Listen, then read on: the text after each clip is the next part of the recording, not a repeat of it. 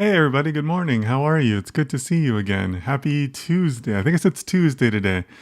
Happy Tuesday. Hope that you're doing well. Beautiful day out where I live. So beautiful.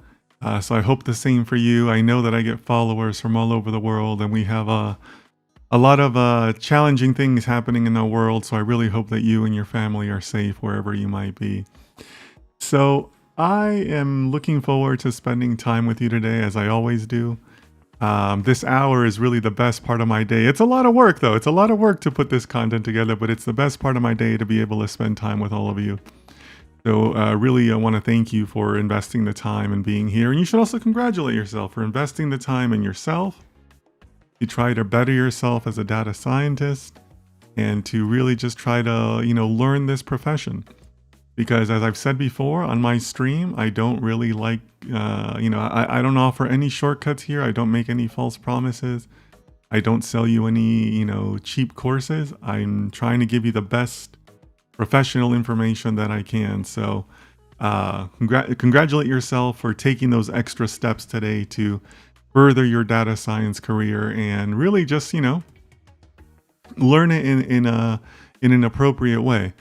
So really grateful for all the new people that are joining my channels. I'm getting a lot of supporters on a consistent basis.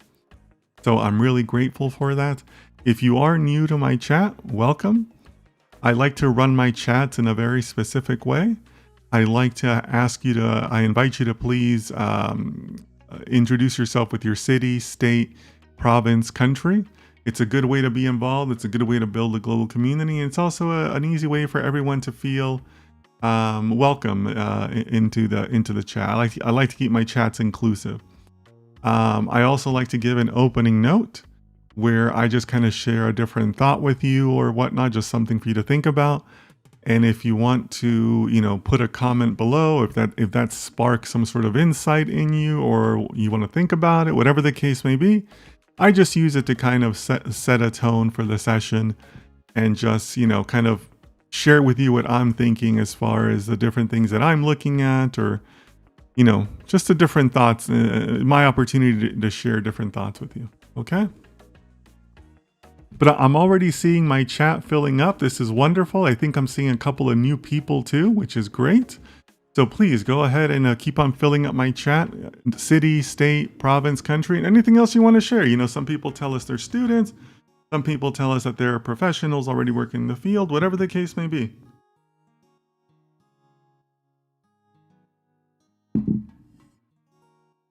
So for the opening note today, I wanted to share with you something really stupid that I did yesterday. So as some of you know, I'm working on some weight loss goals. I have a coach. I have a coach who's a professional athlete who I use to help me with these different things. So yesterday, I had been searching for a good pair of running shoes, and I found a great deal on the Adidas website. And the shoes arrived yesterday. And you can't get a new shoes without trying them, right? So you have to go out and try them. So I went out, I put them on, I tried them. The shoes felt great. Shoes worked out perfectly. But it was like the middle of the day. It was like 95 degrees out. It was a very warm day yesterday. It had been cooling down in my area, but it actually got very warm yesterday. And I found this overpass that goes over a highway. Huge overpass.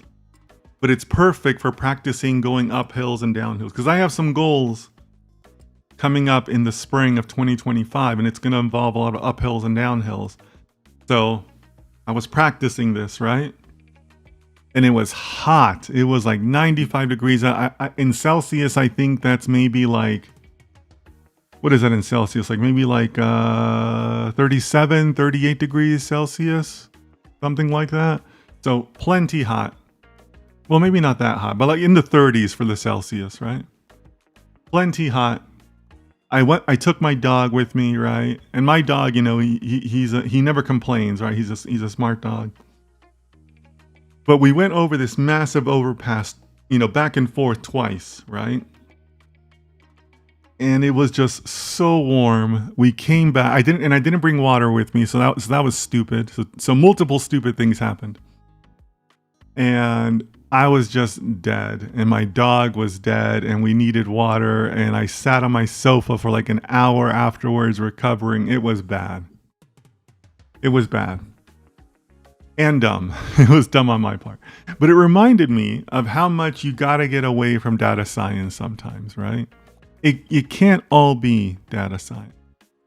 I get a lot of messages asking me, what should I read? What should I do? I want to do this. What book? Give me. I want to study. I want to study 24. You got to get away from data science, right? You got to have other interests in your life. You got to have other things that are not just going to feed your health, but also feed your creativity. They're going to feed your spirituality. They're going to feed a lot of different things in your life. And believe it or not, that in turn will also help you with your data science practice. Maybe you like playing an instrument. Well, maybe that'll lead to more creativity in your data science, right? Or the way you see things, right? Or maybe you like listening to a particular genre of music. Well, that might help you in some way too, right? So you gotta have other things in your life that you're doing that add to you as the holistic data scientist, or even just a holistic scientist, right? You got to make sure that you invest time in other things where you can kind of put your data science mind away, do something else, and then come back to some issue or some data problem you're trying to solve or some coding problem you're trying to solve. You'd be amazed what taking a refreshed look at that, once you've been fully away from it, is going to help you. You'd be amazed at how well that's going to help you. So for me yesterday, I went out, totally killed myself in the heat, nearly killed my dog. He was pretty tired afterwards too. But you come back with a new attitude, you come back with a new spirit, and it helps. Stuff like that helps. Stuff like that matters. Okay? So make sure you have those things in your life that you're going to do and say, hey, I'm going to invest time in my hobbies, in my family, in my dog, in my pets, in my body, in the exercise, and then come back to data science. Then help yourself again in this holistic way to feed your brain, to feed your soul, to feed all these other things. That's super important, right? So make sure you're doing that. Make sure you have the things around you that are going to help you with that, okay?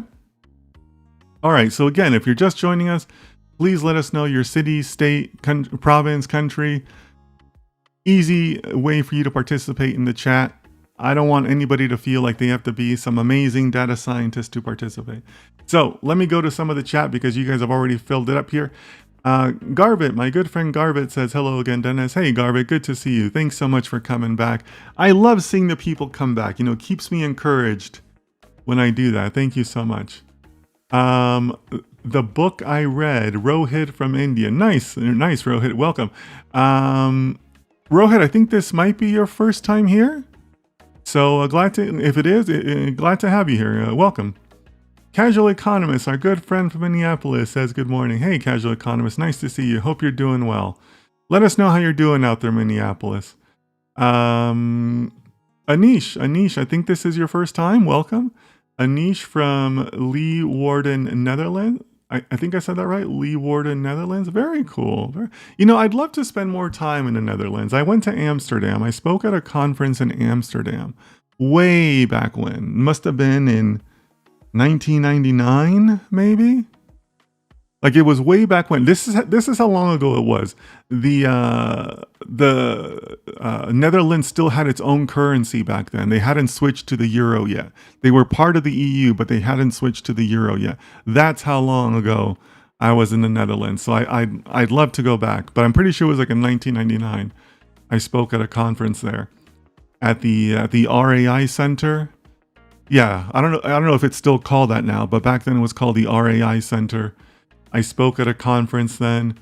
A lot of fun nights out with the other speakers, walking around Amsterdam. That was That was a lot of fun. Uh, Hi, it's Aslam from Delaware. Welcome, welcome, Aslam. I think it's your first time, Aslam, so welcome. Glad to have you here. What do you do in Delaware? Are you a student there? When I think of Delaware, I think of credit card companies, right? Lots of credit card companies in Delaware. So hope you're doing well there, Aslam. Rahul Ajendra? Hey, Rahul, let us know where you're from, okay? Anish says, I'm pursuing my master's in data science. Okay, you're pursuing that in the Netherlands. Very cool. Very cool. How's that going? Are you in your first year, second year, third year? Let us know, but glad to have you here, Anish. It's always good to get an academic background, but if you want the real world view of data science, this guy. Rex, our man in NYC says, good morning, everyone. Good morning, Rex. Good to always see you. Manoj, good morning, sir, and all. Manoj from Bangalore, India. Manoj, my good friend, thank you so much for being such a consistent supporter. Thank you. Lydia, welcome. I think it might be your first time. Hello, I'm Lydia from Nairobi, Kenya. Welcome, Lydia, and glad to see you here. I'm getting more and more supporters from Kenya, so glad that you're here. Also, my analytics show that my viewers of women is also growing. I used to be I think I was at 8%. Now I'm at 15%. So women are also my fastest growing demographic. So Lydia, welcome. Fatima, our good friend in Meekness, says, hey, sir. Hey, Fatima, how are you? Hope you're doing well out there. Fatima, you spend more time in this chat than you do in class. I hope your classes are going well. Tact analysis. Hello, Dennis and fellow data scientists. Good evening from this part of the world. Luethu from Eswatini, southern part of Africa. Nice. Eswatini. I'm sorry. You have to. I apologize for my ignorance, but is that a city or is that a country? Because you say southern part of Africa, but not South Africa. So I'm sorry for my ignorance, but is Eswatini a country or a city?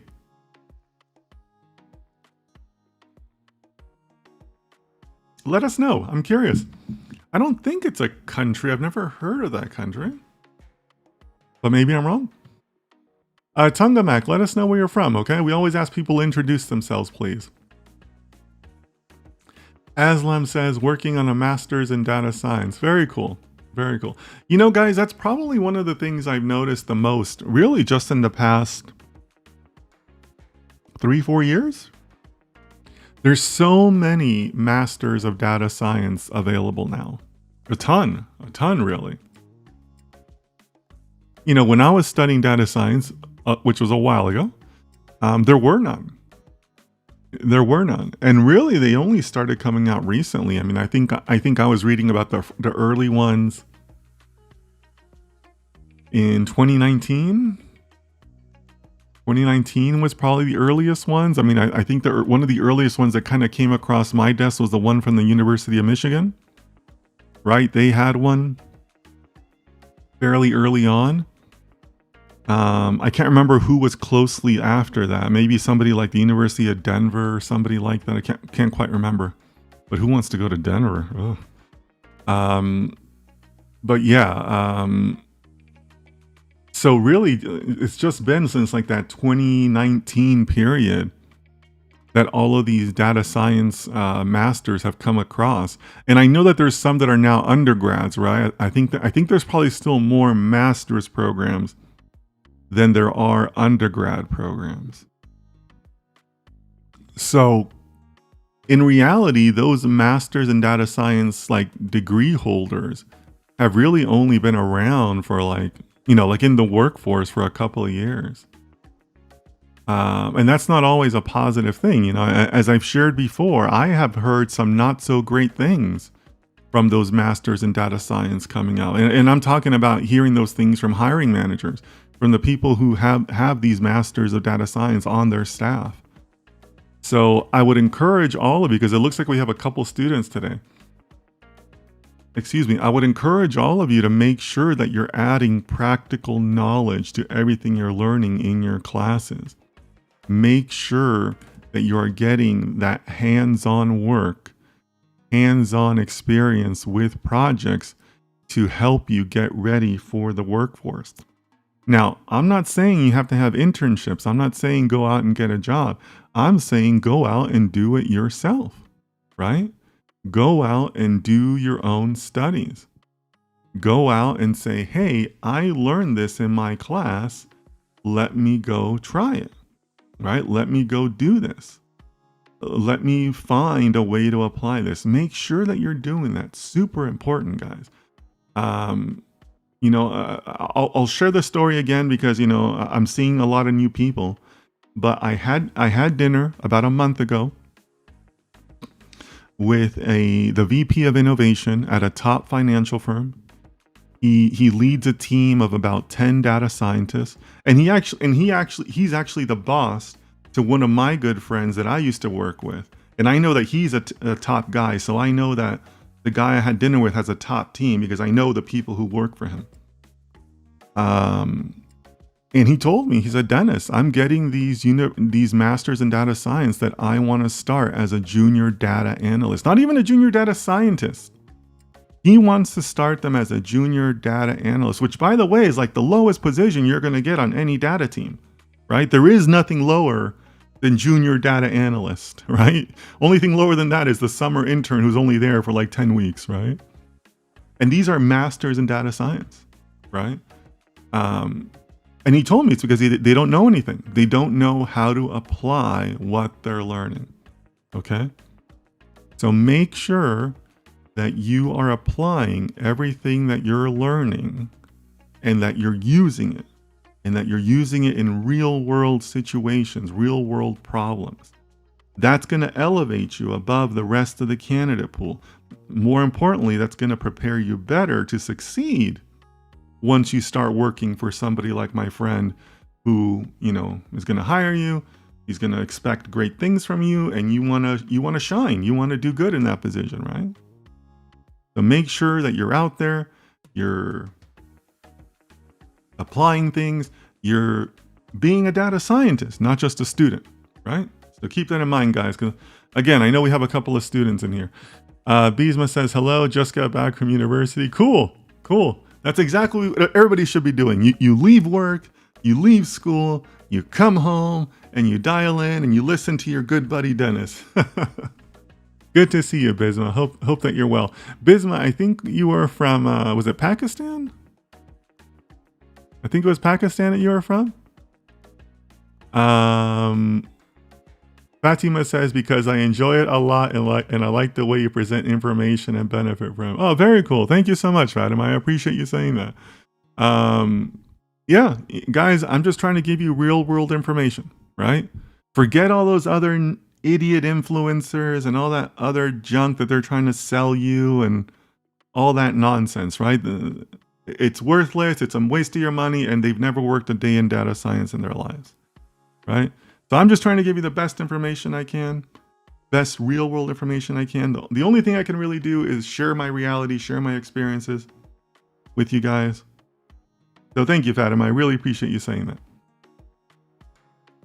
Okay, very cool. I want to learn this. The Kingdom of Eswatini, formerly known as Swaziland, it's a beautiful, relatively small, landlocked country it's inside South Africa.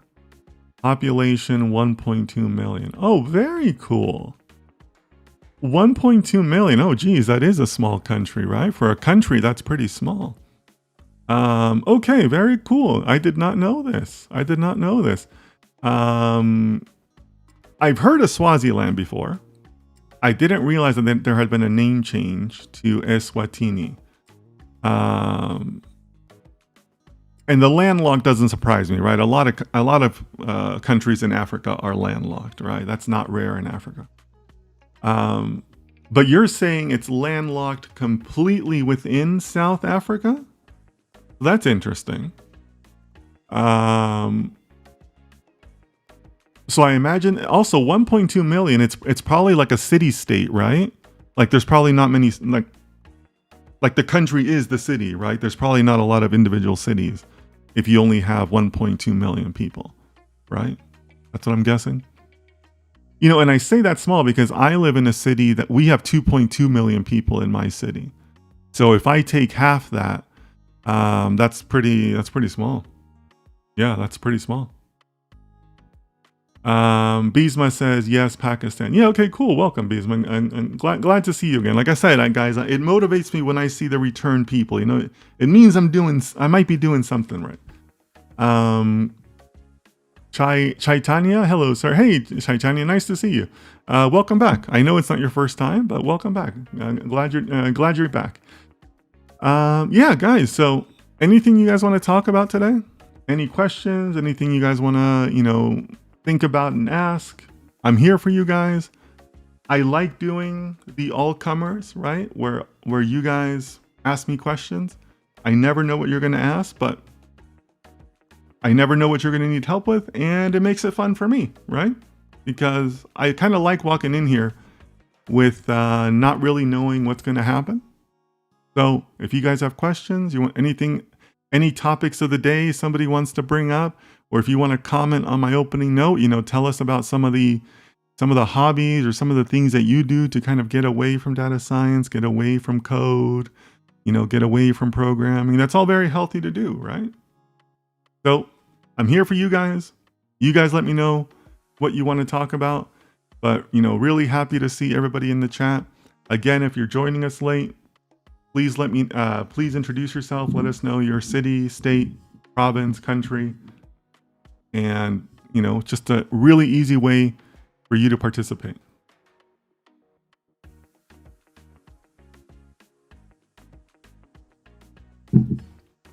So in the chat, we have, hi, I'm Prajwal Shetty. I am based out of Mumbai, Maharashtra, India. Just started out in data engineering and recently got introduced to your channel through IG Reels. Very cool. Very cool. Nice to see you here, Prajwal. I always find it funny how people find me. They find me through Reels. They find me through Shorts. Some people have found me through the Discord. But yeah, I'm just trying to put out the best stuff I can. Somehow, that's always been my belief, right? If I focus on good, genuine content, right? Because I think it's important to be genuine with your audience. If I just focus on that, good things should happen, right? So thank you, Prajwal, and hopefully, other people keep finding me. I've been a little lucky with a lot of growth, so yeah. Just trying to put out the best content I can, guys.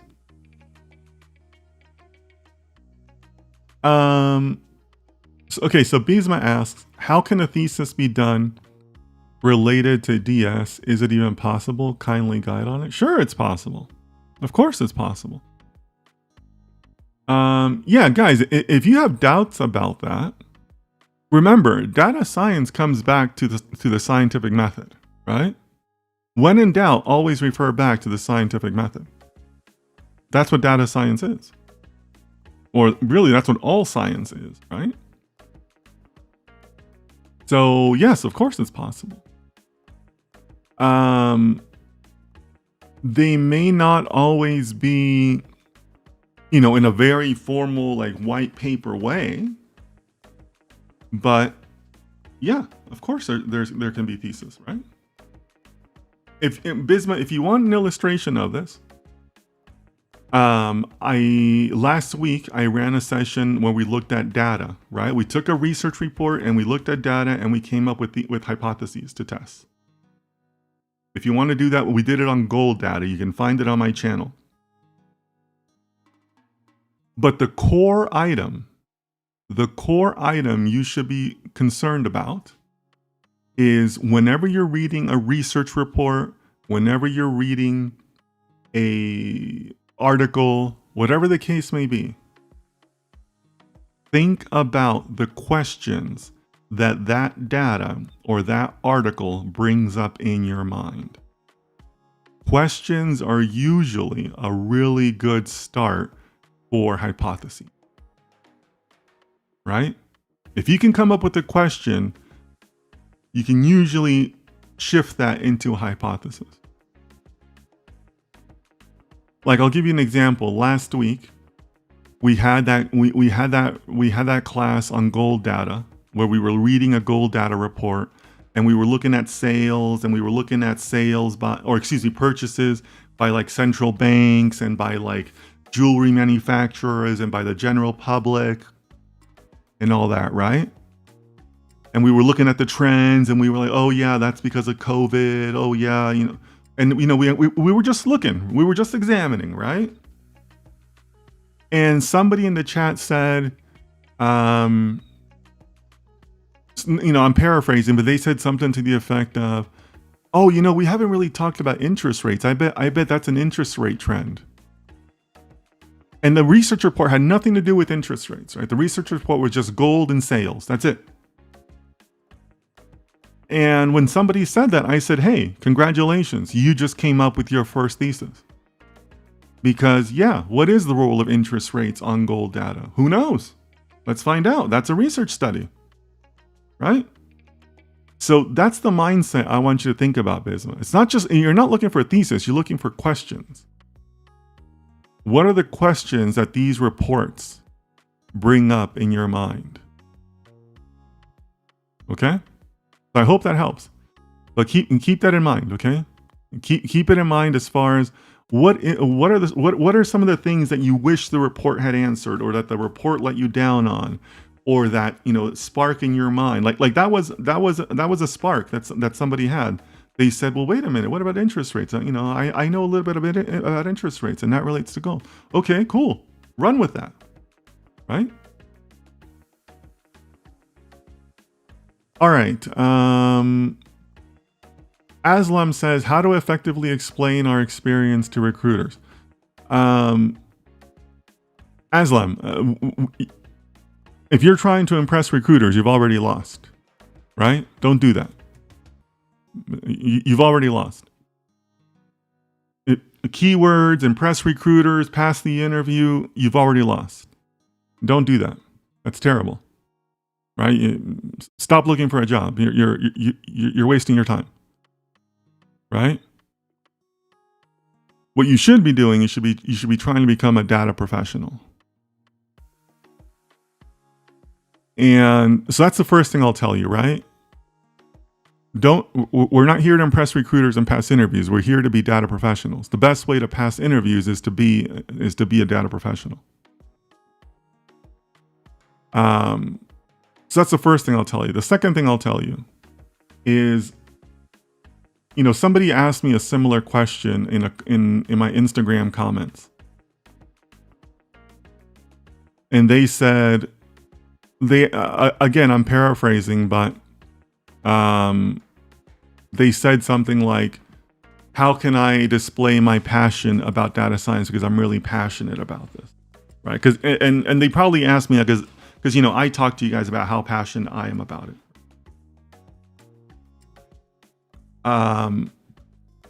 I said, you can do it, but you can't talk me into it.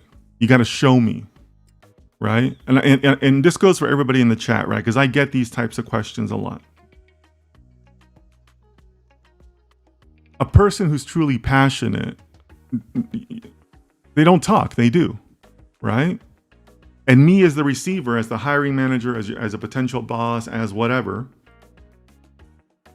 you're not going to talk me into it, right? You can talk to me all day about it, but okay, whatever, show me something, right? You can't talk me into passion. So Aslam, that's what I would tell you. Like, what does your portfolio look like? What is your portfolio of projects that you did? Not Kaggle, not your school capstone project. What did you do? What did Aslam, the data professional, do? Not Aslam, the student, right? It's on you, right? You're never going to talk me into how great you are. You got to show me how great you are. So I would tell that to you guys, right? That if you're really serious, then great, but you're not going to talk me into it. You got to show me something. So think about that. Anish, I would give you the same advice I just gave to Aslam, right? You can't talk me into it. I am Rohit, 3 years of bachelor's in computer. I'm assuming you mean computer science. How should I start in data science? Rohit, I have an entire video guide on this. You can find it on my YouTube channel. I'll post it again later in the Discord. But I have a whole guide for students on getting into data science. Okay. Hey Faiza, I think it's your first time. Welcome, Faiza. Hi, I am Faiza, based out of Gujarat, India. I am currently working as a junior data scientist. Great, congratulations. And I'm looking forward to doing my MS in data science, AI in US next year. Congratulations. Awesome. It sounds like you have a great start to your career. I am wondering, how should I prepare myself to excel for my master's degree? That's a good question, Faiza. It's a good question because it sounds like you already have some experience working in the industry, right? If you're already a junior data scientist?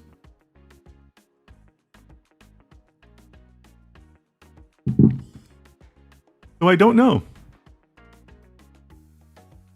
I don't know what the best path for you is there, given that you already have experience. Now, I'm saying that with a little bit of bias, because generally speaking, I'm still a little bit pessimistic about some of the academic programs that are out there, right? I mean, just because it's an academic program doesn't mean it's any good, right? So I'm a little pessimistic in that way, Faiza. I mean, if you already have the experience, then I'm going to say that you're probably going to get relatively little out of a master's degree. I'd have to know more about how deep you're really, doing this, as far as like your current work. But my guess is that you're probably going to be underwhelmed by anything new, like truly new, that you're going to learn in a master's program.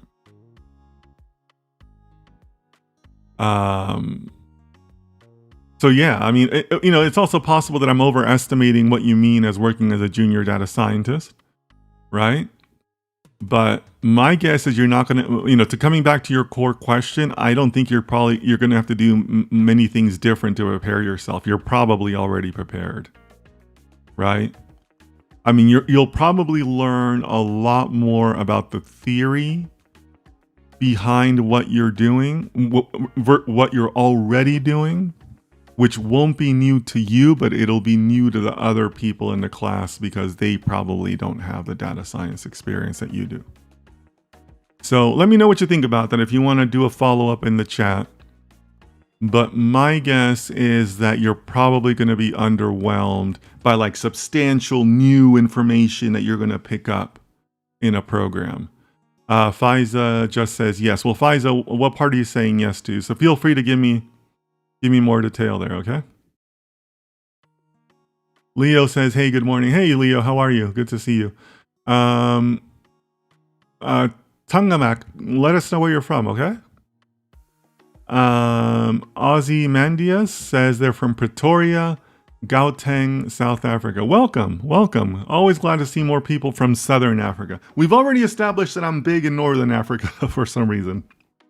But good to see people from South Africa.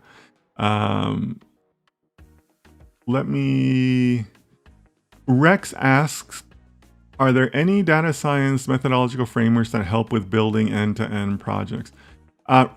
Rex, I present one in my book. Your first year in data science. If you want to support me, you can find my book on Amazon. I do present a methodology framework in there. But I'm not going to claim that it's fully original because what I was first introduced, to the general framework in a book called Doing Data Science by Kathy O'Neill. That was my first introduction into a methodology. So I would refer you to either one of those books. But if you're asking about like a like an industry standard or like a generally accepted standard. No, there is none. There is none. And I'm really tempted to write a book on methodology. I may do that at some point.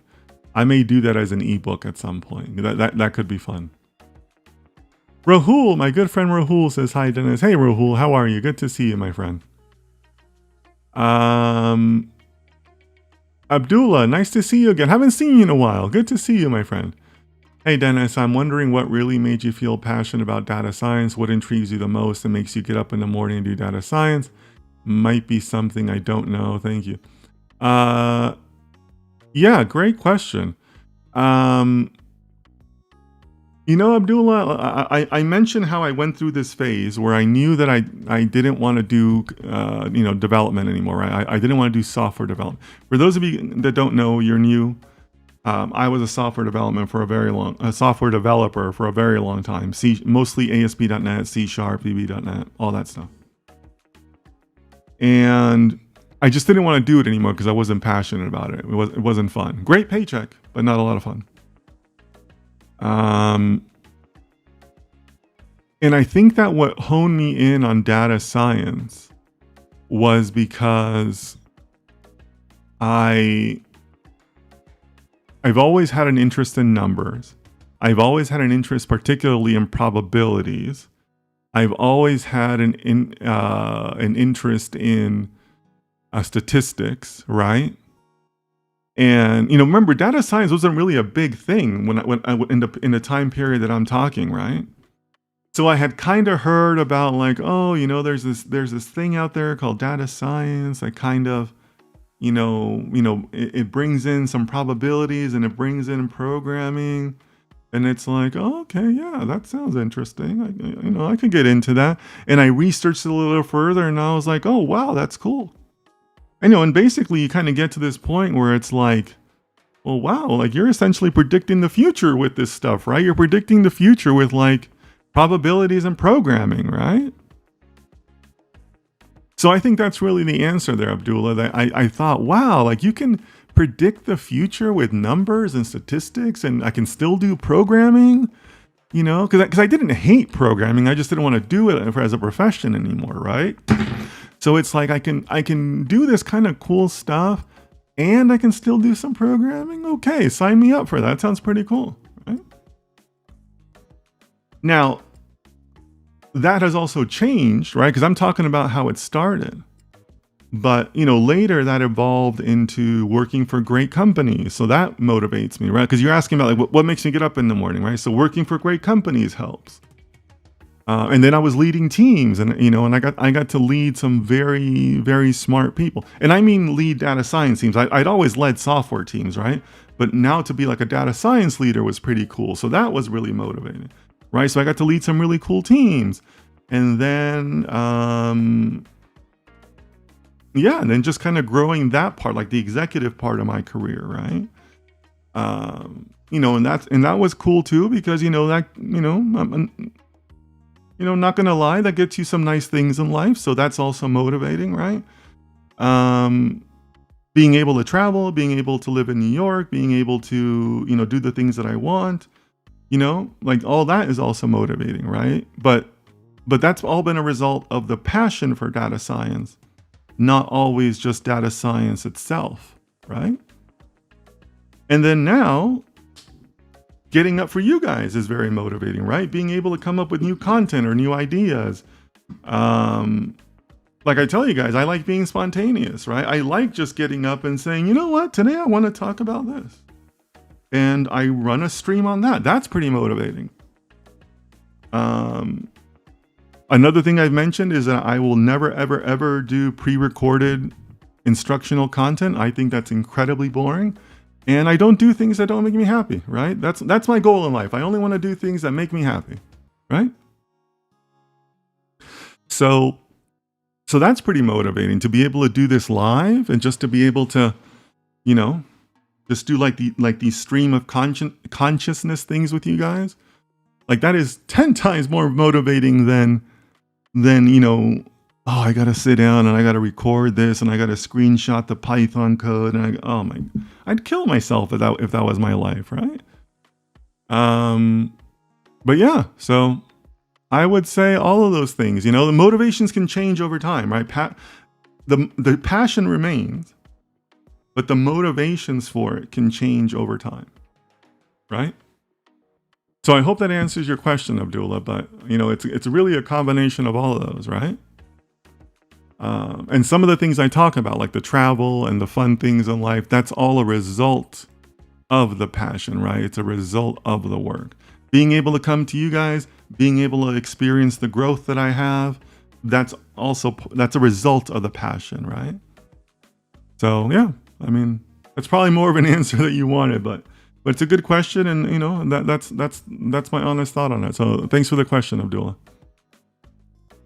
So Faiza says, I've done my bachelor's in CS with specialization in AIML. Which academic institution would you recommend? So Faiza, why are you doing this? Like, why get the master's?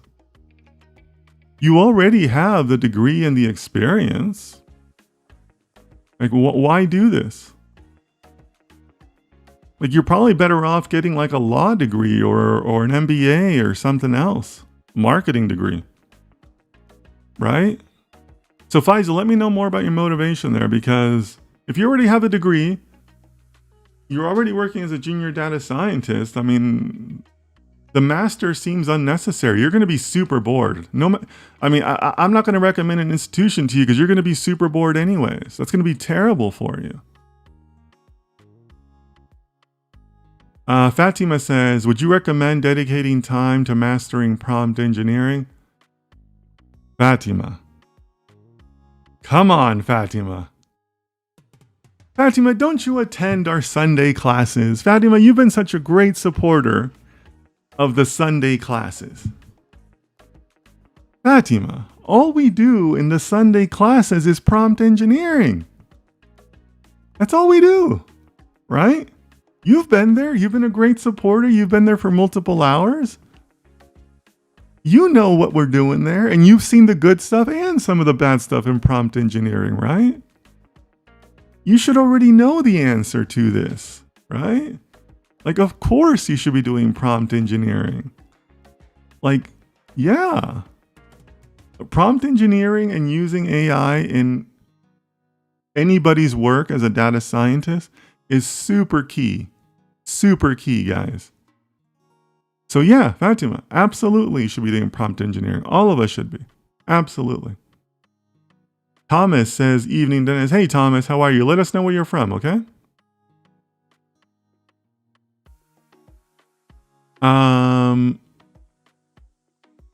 Anish says, I'm working on real-world projects and building my portfolio and also working on a paper related to my problem statement for our company. Cool.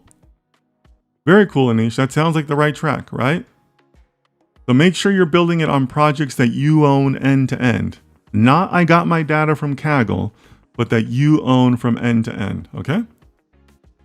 I am Krishna from Dallas, Texas. Nice, welcome, Krishna. I am tempted to say it's your first time. Welcome, welcome. Let me know what part of Dallas. I lived in Dallas for 2 years. Let me know what part. Maybe you work for one of the tech companies there? Yeah, for those of you who don't know, Dallas actually has a pretty high Indian population, and they have some fantastic Indian restaurants. I miss that about Dallas. I would go with some of my friends, some of my coworkers. There are some excellent Indian restaurants all over Dallas. I miss that. You know what? I'm about to say something that would offend a lot of people from Texas, because I lived in Dallas for 2 years, and I didn't really find like really, really good barbecue in Texas. I would say that there are more top-notch Indian restaurants in Dallas than there are top-notch barbecue restaurants in Dallas. I know. That's going to get some of you mad. I get it. But Dallas has some excellent Indian food in case you guys ever go through there. I completed my master's in computer science from Texas Tech. Okay, very cool. Yeah, so you probably work for one of the tech companies in Dallas. Yeah, by the way, guys, Dallas also has a ton of tech companies headquartered on it. Well, not headquartered, but with significant presence there. Also a lot of financial companies. So Faiza says, my honest answer is that I want to move to the US. Okay, well then you should move to the US, right? But don't waste your time and money on a master's program. You're going to be super bored. And I mean, what's a cheap master's nowadays? Like 100,000? I mean, it's a lot of money, right?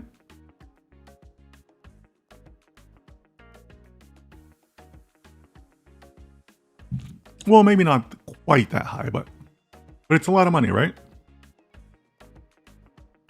Um, yeah, I've told this story briefly before, but one of the very, very cool things I got to do last year was I got to tell one of my employees, one of the guys who works for me, I got the opportunity to tell him that he won the H-1B visa lottery. That was pretty cool. For those of you that don't know, the H-1B visa is a tech visa that you can get here in the U.S. You have to be here. You have to be working for a company that'll sponsor you. I think you have to be working for like a minimum of a year, or there's a lot of minimum requirements just to apply to be in the visa and in the lottery. And the lottery is super competitive. Tons of applications from all over. The number of visas is capped, all that stuff, right?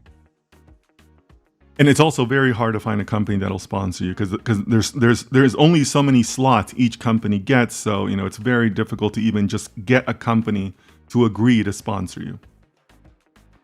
But I got to do that last year. I can't remember the exact particulars, but there's the main lottery draw and then there's a redraw. And he won in the redraw. And winning is kind of a big deal because it sets you up for the next 10 years, I think. Right? And you can only fail the lottery, I think, 3 times, and then you basically have to leave the country. So this was his second opportunity. And he won in the redraw. And the numbers were that I think less than 5% of the people who applied to the redraw won. So he was in the 5% that managed to get a slot, in the redraw.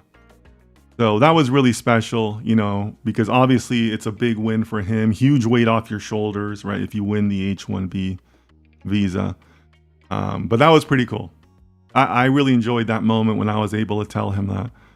And obviously super happy for him. And I'm sharing that because, I know that many of you are in that position, but it can happen, guys. It can happen, right? The numbers are against you, but it can happen. But yeah, that was a really special moment. I gotta say that's one of the cool things I've done in my career, where I was able to deliver that news to him and say, hey, I just got word from because you got to do it all through the legal department of the company and all that. But the legal department told me that you won the visa, so that was pretty cool. That was a cool moment. But it's possible, guys. It's possible. Krishna says, I am looking for a job with my master's degree. Okay, cool. Yeah. Well, Dallas is a good place to do it. Dallas has a lot of companies.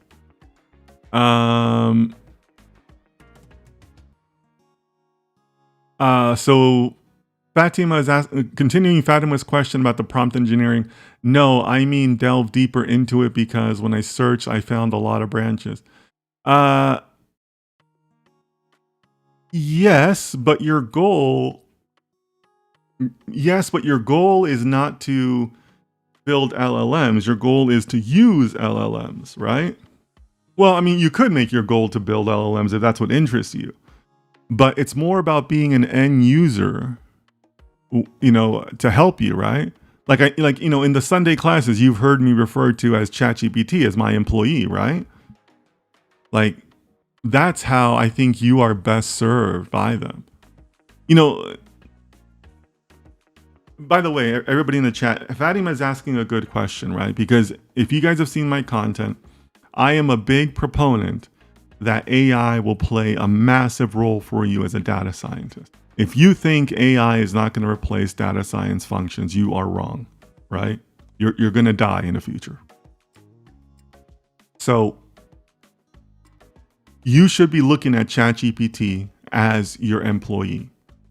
The coding tasks in data science in the future will be trivial. in the near future, you should feel like you can code anything. And you can code anything because ChatGPT will code it. You are not going to be coding it. Your employee will be coding it, right?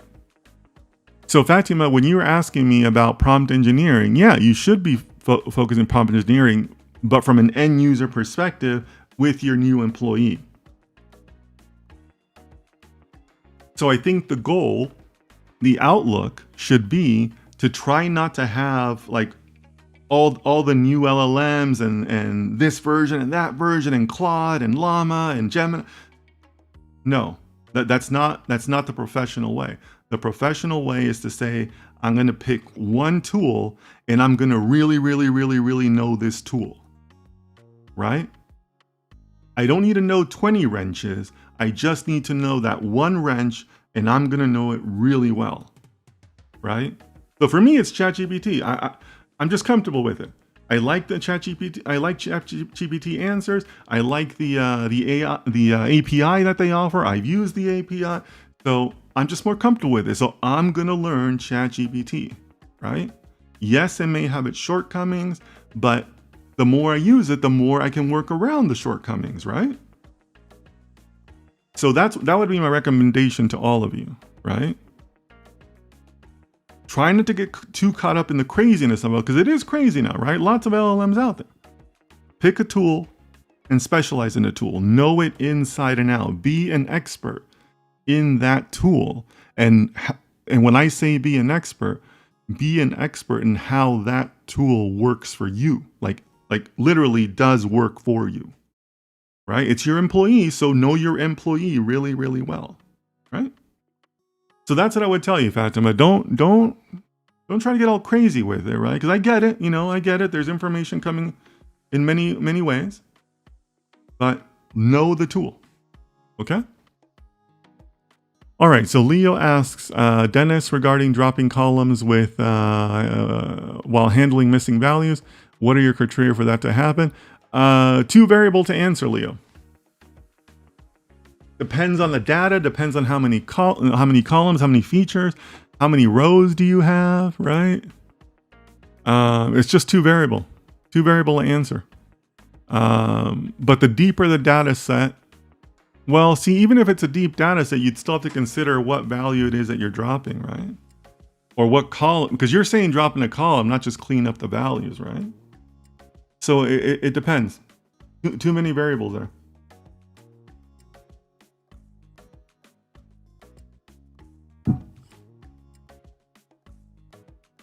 Casual Economist asking a great question here. Do you have a video on setting up a computer for data science? If not, what software hardware would you recommend for a starter? I don't, and I've been wanting to do a video on this where I'll do my little home lab. So I like to keep things simple, honestly. I do a Mac Mini, and it's not a new one. It's from 2020, and I just use VS Code, and that's it. I use Terminal. I don't use notebooks. I don't use anything else. I use Conda for environment and package management, but that's it. I do keep some cloud Linux instances. So I do use DigitalOcean. I think I have like 1 or 2 instances up there. And those are not fancy. It's like their cheapest droplets. And I use CentOS on them. No particular reason. I just happen to like CentOS. And yeah, when you get it from DigitalOcean, they give it to you totally bare bones. So you got to do your own Python install. You got to do your own Conda install. But really, like, nothing special. Just, to me, it's never been about like the fancy hardware. It's been about like, do I know the methodology? Do I know the steps to follow? Because to me, that's what really counts, right? I don't need tools that are shiny. I need tools that I know how to use, right? So yeah, locally, I do a lot locally. But then when I do something bigger, or when I want to have something run overnight, like process overnight, I'll throw it up on my DigitalOcean instance. But like I said, it's nothing special. It's just their cheapest droplet, CentOS with my own Python installs. But yeah, it's nothing fancy. Nothing fancy. I really don't want anybody to think that hardware is a prerequisite for working with data science. You can do a lot on CPU, as we've seen. A casual economist, I think you were there at the class when we did GPU and CPU. But yeah, just keep it simple. It's more about learning and experimenting and tweaking and saying, oh, that worked nice. What if I did this? What if I did this data? Like, to me, that's 10 times more valuable than I got the latest GPU and I got this. Who cares? Who cares if you don't know how to use it, right? Thomas says, I'm from Namibia, Africa. Nice. Welcome, Thomas. Nice to see you. Krishna says, yes, you're absolutely correct. Yeah, but on what, Krishna? I talk a lot. You got to tell me. You got to tell me what I'm correct on. I'm assuming you're referring to the Indian restaurants in Dallas, because there's a lot of really good Indian restaurants in Dallas. You can also apply for EB2 if you have a master's. Yeah, I'm sure there's others you can apply for. I'm not totally versed on that, but winning the H1B is a pretty cool thing. Pretty cool thing. What I think Fatima is asking about is prompting is to create structured like questions or algorithms like questions to optimize the answer. Do you need that though? I think you just need very descriptive English, right? I mean, the more descriptive you are, the better, right? I don't know if I think about that as like an algorithm. Like, you guys have seen me do the prompts, right, in the classes. Like coming back to that GPU, CPU example, I tell it the hardware, I tell it the year, I tell it exactly what I'm looking for. That's English though, right? And to me, that's just practice. You gotta be practicing, and you gotta talk to the LLM like it's a small child, right?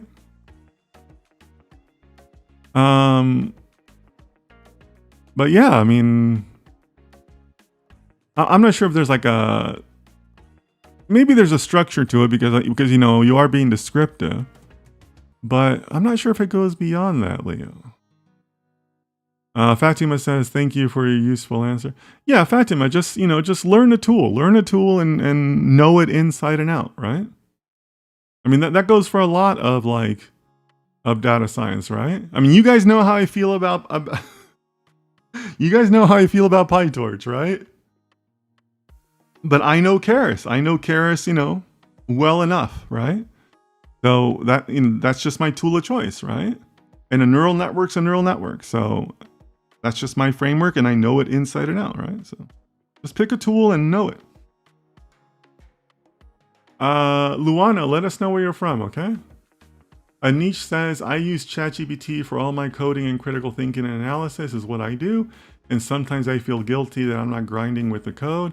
Is it fine to work this way? Great question, Anish. Great question. And no, I think you're just fine. I think you're doing just fine. Flip that a little bit though, right? Because it's not about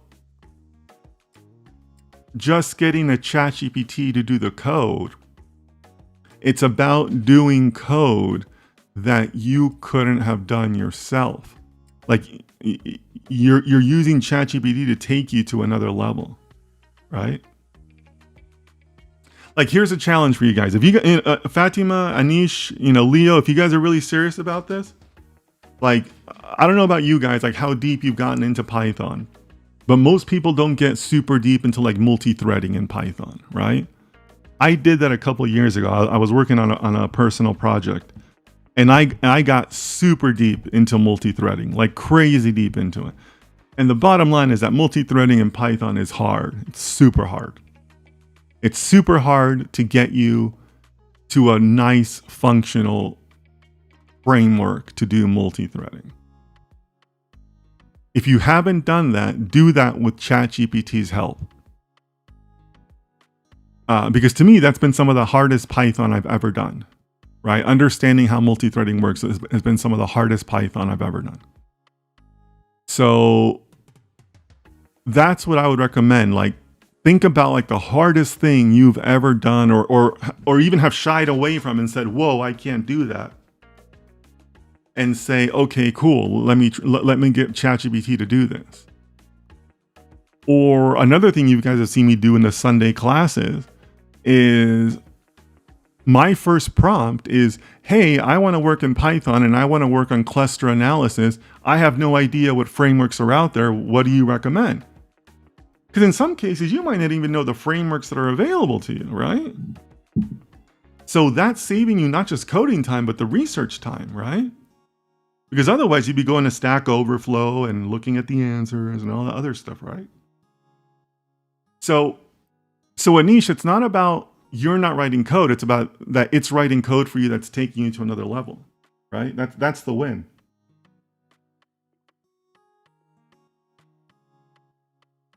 But there is a downside to that. And I wrote and I talked about this in my video about AI replacing us, right? So here's the thing, guys. And I want everybody in the chat to keep this in mind, because I guarantee you, 100% guarantee you, this is going to happen in the future. Your bosses are going to know about this. So your timelines that they give you are going to shrink. You're going to be expected to increase those deliverables at a much faster pace than you're working now. So in the video, I said that I wasn't really prepared to give a number, but I would say it's at least 50%. At least. So what you used to say would take you 4 weeks, your bosses are going to say, nah, that's a 2-week project. Because again, the coding part's going to become trivial, right? That code can come together like literally in a fraction of the time that it used to. So there's going to be like it's going to be like a double-edged sword, right? Where ChatGPT is your employee, but now that you've been enabled with an employee, you got to work faster, right? There's, from your boss's perspective or a project planning perspective, there's now 2 of you, right? He doesn't have 1 data scientist, he has 2. He has a data scientist and a coder now, right? So think about that too, Anish. That if you do feel guilty about that, well, that's okay, just up your pace. You won't feel as guilty if you can produce double the output in the same amount of time, right? So think about that. But I guarantee you that all of you in the chat, I 100% guarantee you that's gonna happen. 100%. I have one I developed algorithm like for multi-agent network system called STEA, Structured Task Estimated Algorithm. Basically identifies a task and breaks it into steps, giving you what tools you need and the estimated time to complete each step or stage. That's interesting, Leo. Is that as an LLM or just as an NLP algorithm? Let me know. I do prefer working with Copilot because it's more useful to work with Microsoft now. Yeah, but the world is not Microsoft, right, Simon? There's more to the world than Microsoft. Hi, Dennis. My name is Rohit Tiwari, and I am currently pursuing a master's in data science at Siemens Instrument Technology, New Jersey. Great. Congratulations. Awesome. Fatima says, hey, Leo, that sounds interesting. It would be great to learn more about the structure and specific problem it solves. Yeah, Leo, if you want to post that in the Discord, that would be great. I'd be interested in that too. Amr says, hey Dennis, Amr here from Karachi, Pakistan. Welcome. A couple people from Pakistan in the chats today. I found it works on LLMs, but initially I coded for the multi-agent system. I'll share my GitHub later. You can have a look. Great, wonderful. Thanks, Leo. Fatima, I can't remember if you're on the Discord or not, but it looks like Leo's going to put it on the Discord, okay? Mr. Tix, hello. I'm from Gombe, Nigeria. I just started my PhD in computer science. Will a PhD give me a firm grasp on AI data science? I am having second thoughts about leaving the program. Your thoughts, please. It depends. I really can't answer that because every PhD in computer science is different, right? Especially at the PhD level, right? Because some PhDs can be heavier on the teaching side than others.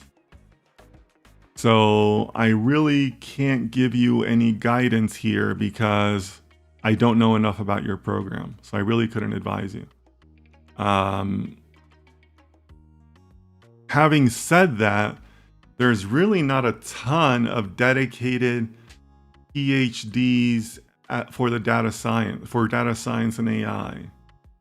Like, maybe you can find like an individual professor that'll take you on, but formal PhD programs in AI and data science, like how many of those are there worldwide? Not a lot that I can think of, right? I mean, Stanford has one, MIT. I'm guessing somebody like Carnegie Mellon has one. But like, yeah, like where would you go? Like, do you know? Maybe I'm wrong. Do you know of formal PhD data science programs? Does anybody else know that? Like, I'm not even sure they exist, and at least not broadly, right? At least not broadly. So yeah, I really can't advise you on that. Sorry about that. But let me know, guys. Let me know if somebody else can correct me on that. But I mean, PhDs in data science, I mean, I'm guessing there's probably less than like 10 or 12 worldwide, right? So like, where would you go? Yeah, I mean, where would you go? Kuan Yu Lai says, hello, don't know if you remember me, but I came after a few weeks ago asking for interview advice. Just want to pop in and say I got the offer today. Thank you so much. Oh man, that's awesome. That's awesome. Guys, put in a couple emojis in the chat for our good friend here. He got the job. All right, that's awesome.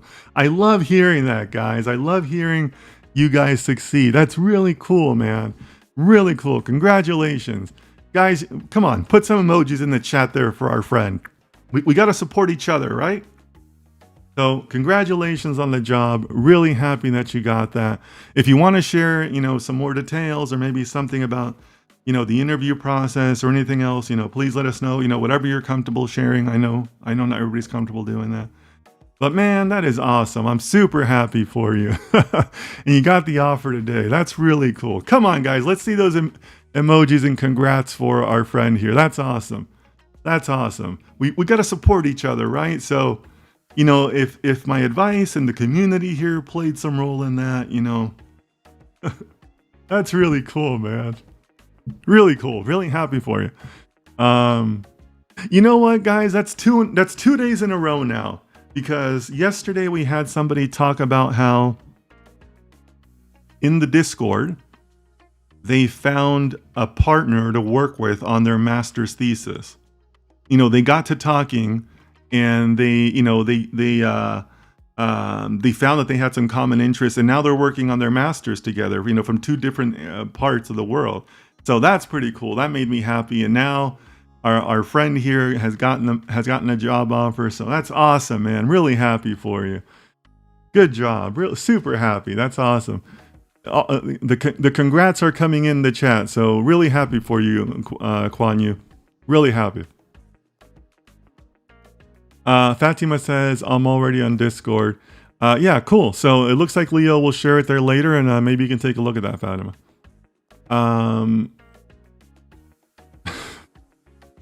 Sir, you're... All right, I'm already laughing. Sir, your thoughts on MS and data science from the University of Colorado Boulder, completely online via Coursera. I think that's a good idea as long as you never have to go to Boulder or Colorado. No one should ever spend any time in Colorado. All right. Hi, I'm Rajesh Kumar from India, Chennai. I'm new to data science. Welcome, Rajesh. Rajesh, you're in the right area. You're in the right section if you want to learn about real world data science. Okay. Uh, uh, okay. Amir continuing his previous message. Also, I'm an absolute beginner and newbie in the field of data science. Where should I start? So Amir, I have a whole video on this about guiding people who are new who want to study. In all seriousness, I don't know that particular course.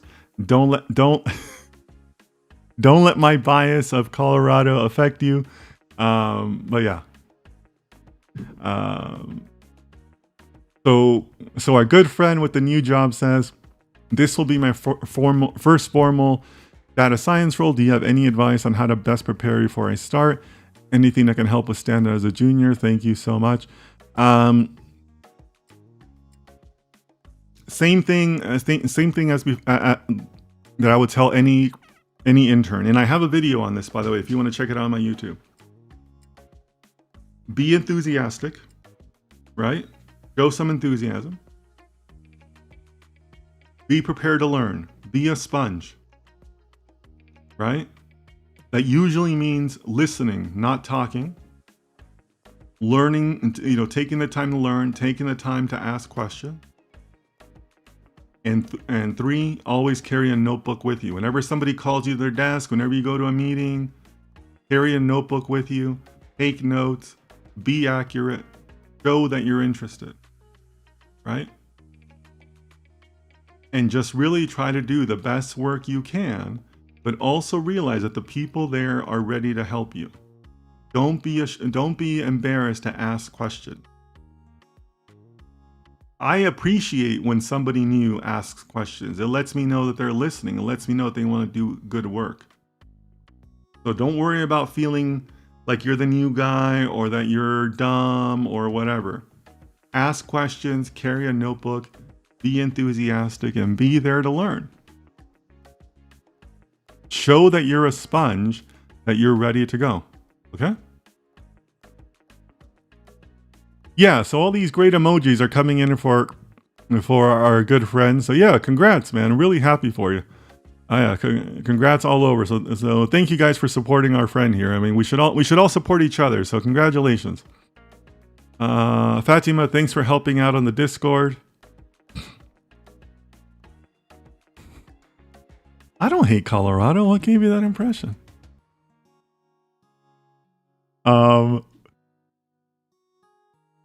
Yeah, you know what? I'm gonna save that story for another day. Yeah, I've done a lot of work out of Denver. Colorado is not my favorite place in the world. That's all I got to say about that. But if you guys want to understand where that's coming from, if you guys want a research exercise, right? Because we're all data scientists. Go out and find a couple of white papers, a couple of medical white papers about the brain sizes of babies that are born at altitude. All right? There's a difference between babies that are born at altitude versus babies that are born at sea level. And then go find the average altitude of most Colorado cities. I'm just saying. I'm just a scientist, guys. I'm just going by the research.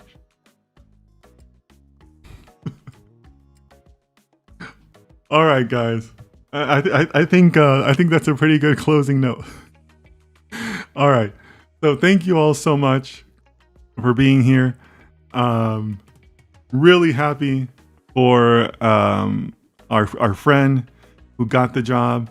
Really cool that he was able to do this, and really happy for all of you supporting each other. Right, when somebody posts a win like that, we got to support each other. So thank you to the chat also for responding so kindly.